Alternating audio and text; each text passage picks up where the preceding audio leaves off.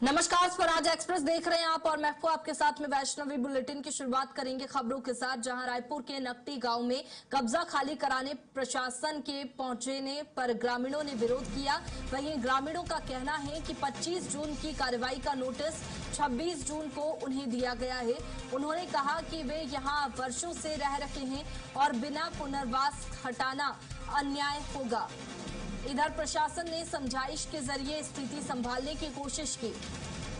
फिलहाल गांव में तनावपूर्ण माहौल बना हुआ है और सुरक्षा के लिए पुलिस की तैनाती की गई है। अब प्रशासनिक फैसले के बाद आगे की कार्रवाई तय होगी। बता दें कि नोटिस देर से मिलने पर ग्रामीण विरोध कर रहे हैं। इसके साथ ही कई मांगे भी कर रहे हैं। ग्रामीणों का विरोध यहां पर देखने को मिला, जहां काफी संख्या में ग्रामीण नजर आए। कब्जा हटाने की कार्रवाई को लेकर तनाव की स्थिति इलाके में बन गई। ग्रामीणों ने अतिक्रमण हटाने का विरोध किया है। ज्यादा जानकारी के साथ दिलीप हमारे साथ में फोन लाइन पर जुड़ गए हैं। दिलीप, फिलहाल विरोध किया जा रहा है, क्या समझाइश यहाँ पर ग्रामीणों को दी गई है? जी बिल्कुल, ये राजधानी रायपुर से लगे हुए नकटी ग्राम का मामला है। यहाँ पर सरकार की ओर से जो ग्रामीणों द्वारा बहुत सालों से रह रहे हैं, हालांकि लेकिन उनके पास वास्तविक पट्टा नहीं होने की बातें शासन प्रशासन की ओर से कही जा रही है। और उस जमीन पर कुछ नई प्लान लाने की योजना है, उसके तहत उसको खाली कराने के लिए नोटिस दिया जा रहा है गाँव वालों को। और ये सिलसिला काफी सालों से चल रहा है।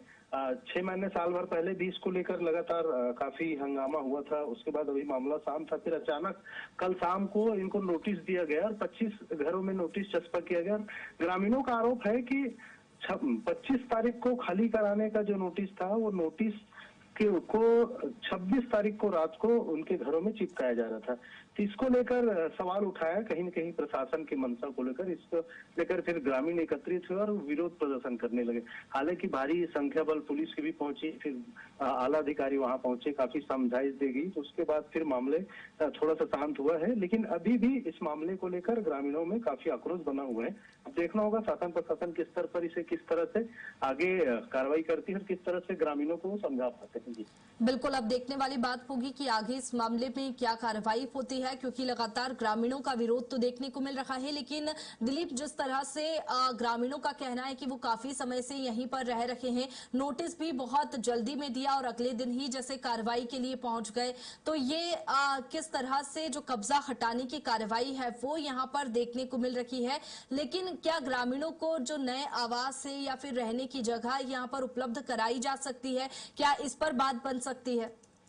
जी, ये इसको क्योंकि ग्रामीण 25-30 सालों से वहां रह रहे हैं और हालांकि वो शासकीय जमीन था, पुराने रिकॉर्ड के अनुसार ग्रामीणों को कहना है कि वो उसको आवंटित किया गया है और दादा परदादा के जमाने से रह रहे हैं। इस तरह के ग्रामीणों को कहना है, कोई 35 साल को 40 साल से वहां रह रहे हैं।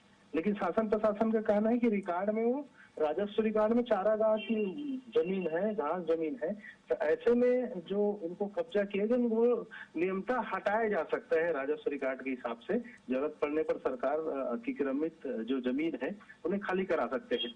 हालांकि इसको लेकर अभी भी मान मनोबल का दौर है, एक दूसरे को समझाने का दौर वो चल रहा है। ग्रामीणों को यह भी समझाने का प्रयास किया जा रहा है कि उनकी जगह पर उन्हें दूसरा जमीन दी जाएगा। हालांकि ये मसला अभी तक सामने नहीं आया है कि उनको दूसरे जगह पर विस्थापित किया जाएगा।